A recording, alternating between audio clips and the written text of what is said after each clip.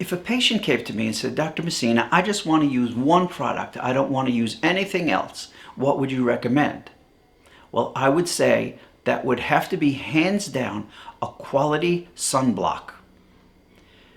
Sunscreens have changed significantly since the 60s, and modern sunscreens really are sunblocks. And they should be broad spectrum blocks. In other words, block UVA rays and UVB rays. You see, initially, the old sunscreens just blocked UVB, thinking that UVB was the more dangerous ray. However, studies have shown that UVA goes deeper into the dermis, causes more cellular damage, and is implicated to a greater extent in the creation of skin malignancies.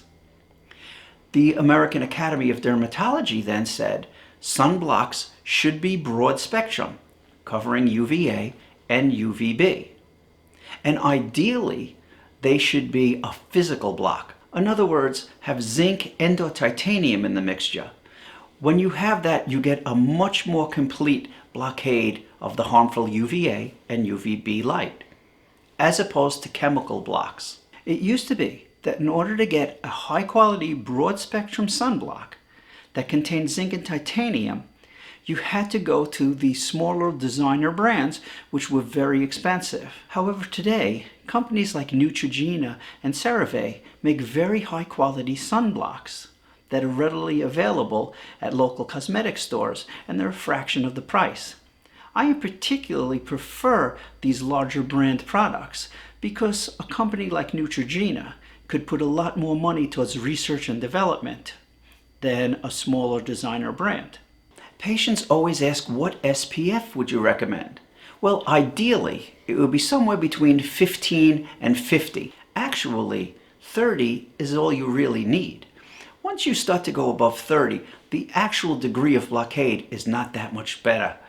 But if you go below 15, you're not getting enough protection. And when we apply our sunscreens, they have to be applied appropriately. We apply them in the morning, and we hit all exposed areas of skin: hand, face, neck, chest, the ear, including the back of the ear, and the scalp if you're starting to have a receding hairline. It's very important to also wear the sunblock all the time and replenish it every few hours.